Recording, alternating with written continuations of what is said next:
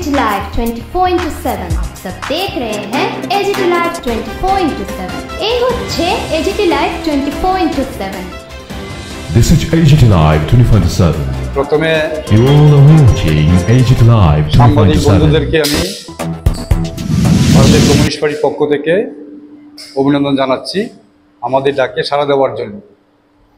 আজকে যে আমরা এখানে প্রেস মিট করছি, প্রথমত আগামী সেপ্টেম্বর মাসে 21 থেকে 25 সেপ্টেম্বর 2025 আমাদের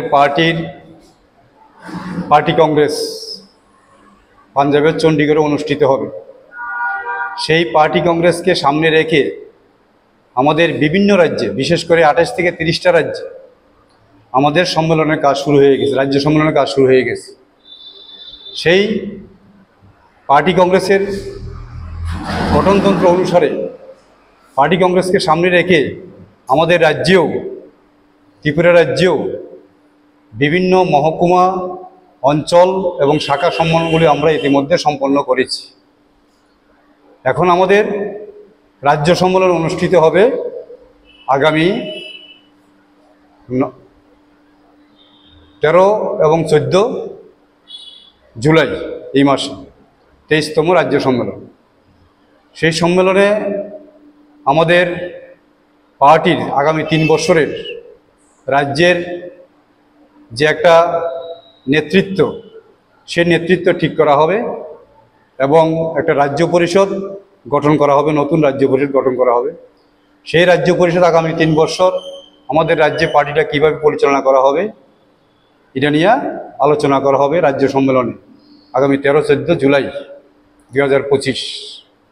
এবং এই রাজ্য সম্মেলন হবে আমাদের পার্টির সদর দপ্তর দীনদাস ভবনে রাজ্য সম্মেলন অনুষ্ঠিত হবে। এই রাজ্য সম্মেলনে আমাদের কেন্দ্রীয় নেতৃত্ব হিসাবে রাষ্ট্রীয় সচিব কমরেড কে নারায়ণ এবং পল্লব সেনগুপ্ত উপস্থিত থাকবেন। তারপরে আমাদের রাজ্য সম্মেলনের পরে আমাদের রাজ্যের যে বিভিন্ন ইস্যু, এটা নিয়ে আলোচনা করা হবে। এখন বর্তমানে আমাদের দেশে এবং রাজ্যে যে একটা ভয়াবহ পরিস্থিতি, আমাদের দেশে 2014 সালে আরএসএস পরিচালিত বিজেপি সরকার গঠিত হওয়ার পর আমাদের রাজ্যে এবং দেশে দ্রব্যমূল্য বৃদ্ধি থেকে শুরু করে বিভিন্ন সমস্যা দেখা দিয়েছে। এগুলো নিয়েও আমরা রাজ্য সম্মেলনে আলোচনা করব। বিশেষ করে দ্রব্যমূল্য বৃদ্ধি এবং বিদ্যুৎ বিল যেভাবে বৃদ্ধি হয়েছে এবং বাজারে যেভাবে দ্রব্যমূল্য বৃদ্ধি হয়েছে মানুষের নিত্য প্রয়োজনীয় জিনিসের, যা মানুষের স্বাভাবিক এর মধ্যে নেই, মানুষের নাগালের বাইরে চলে গিয়েছে, এগুলির বিরুদ্ধে আমরা আমাদের রাজ্য সম্মেলনের সিদ্ধান্ত নেব। আগামী দিনে আমাদের কিভাবে আন্দোলন কর্মসূচি গ্রহণ করা হবে, কিভাবে বিভিন্ন সরকারের বিভিন্ন দোষ ত্রুটি নিয়ে আলোচনা করা হবে। তাছাড়া আমরা ইদানিং লক্ষ্য করেছি যে গুজরাটে যারা বাংলা ভাষায় কথা বলে তাদেরকে বাংলাদেশি তকমা দিয়ে ওইখান থেকে তাড়িয়ে দিচ্ছে, তাদের ঘর বাড়ি ভেঙে দিচ্ছে। এখন পর্যন্ত প্রায় 8,000 বাঙালি খোলা আকাশের নিচে বাস করছে। এদের বক্তব্য হলো যারা বাংলা ভাষায় কথা বলে তারা বাংলাদেশি, অথচ তারা জানে না আমাদের দেশের যে জাতীয় সঙ্গীত বাঙালি তৈরি করেছে। যেখানে আমরা লক্ষ্য করেছি এই জাতীয় সঙ্গীত তৈরি করার পর নোবেল পুরস্কার পেয়েছে আমাদের রবীন্দ্রনাথ ঠাকুর, সেই বাঙালিকে তারা ওইখান থেকে বিতরণ করছে। তাছাড়া আমরা লক্ষ্য করেছি যে আগামী 9 জুলাই আমাদের দেশে একটা সাধারণ ধর্মঘটে ডাক দেওয়া হয়েছে। 10টি কেন্দ্রীয় শ্রমিক সংগঠন এবং শিল্পভিত্তিক ফেডারেশনগুলির ডাকে আগামী 9 জুলাই 2025 সারা দেশব্যাপী একটা সাধারণ ধর্মঘট ডাকা হয়েছে।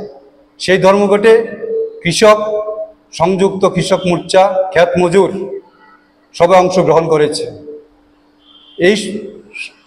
এই যে সাধারণ বন্ধ ধর্মঘট, সেটা অনুষ্ঠিত হওয়ার কথা ছিল গত 20 মে কারণ আমরা লক্ষ্য করেছি বিষয়ে আমরা পরিবর্তন করে আমরা এনেছি এখন 9 জুলাই। কারণ গত 22 এপ্রিল কাশ্মীরের পেহেলগামে সন্ত্রাসবাদের দ্বারা নিরীহ 26 জন পর্যটককে খুন করা হয়েছে। সেই এবং আরও লক্ষ্য করেছি আমরা সেই সন্ত্রাসবাদকে দমন করতে গিয়ে আমাদের দেশের সেনাবাহিনীর যে সন্ত্রাসবাদের বিরুদ্ধে প্রত্যাঘাত এবং দেশের যে একটা যুদ্ধ একটা পরিস্থিতি সৃষ্টি হয়েছে, তখন আমরা যত বিরোধী দল ছিল সব আমরা সরকারের পক্ষে, দেশের স্বার্থে, দেশের সংবিধান রক্ষা করার জন্য আমরা একত্রিত হয়েছে, সরকারকে আমরা তখন সমর্থন করেছি। তারপরে আমরা এই সাধারণ ধর্মঘট আগামী 9 জুলাই করার সিদ্ধান্ত নিয়েছি। এই সাধারণ ধর্মঘটের সাধারণত 17টি দাবি নিয়ে আমরা এগিয়ে যাচ্ছি। এর মধ্যে অন্যতম দাবি হলো যে শ্রমিকের যে দীর্ঘ আন্দোলনের ফলে যে 29টি দাবি তারা আদায় করেছিলেন বিভিন্ন আন্দোলনের মাধ্যমে শ্রমিকরা, সেই 29টি দাবি তারা বাতিল করে এখন 4টি শ্রমকোড তৈরি করেছে। সেই শ্রমকোডকে বাতিলের দাবিতে এবং রাষ্ট্রায়ত্ত ক্ষেত্র রক্ষা, শ্রমিকের মজুরি বৃদ্ধি, মূল্য বৃদ্ধি নিয়ন্ত্রণ করা, বেকার যুবক যুবতীদের কর্মসংস্থান করা, কৃষকদের উৎপাদিত ফসলের ন্যায্য মূল্য প্রদান করা, খ্যাত মজুর এবং গরিব মানুষের উন্নয়ন করা, কৃষকদের ঋণ মুকুব করা। অথচ আমরা লক্ষ্য করেছি বড় বড় কর্পোরেট সংস্থার ঋণ মুকুব করা হচ্ছে, কিন্তু কৃষকদের ঋণ মুকুব করা হচ্ছে না। কর্পোরেট সংস্থার কাছ থেকে আমরা দেখেছি 27% কর নেওয়া হচ্ছে, কিন্তু বাকি আর 73% কর তারা নিচ্ছে না কর্পোরেট সংস্থার থেকে।